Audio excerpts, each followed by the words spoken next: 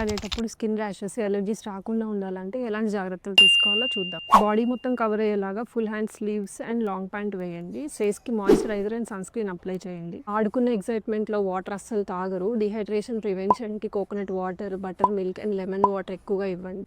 Artificial colours avoid చేయండి. దీనివల్ల skin rashes, asthma ఎక్కువగా ఉంటాయి.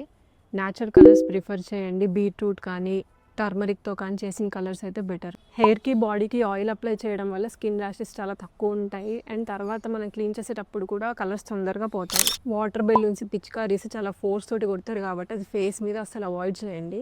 ఐస్, మౌత్, నోస్‌లోకి కలర్ అస్సలు కొట్టకూడదు. ఒకవేళ తెలియకుండా కలర్ వెళ్తే గనక వెంటనే వాటర్ తోటి క్లీన్ చేసుకోండి.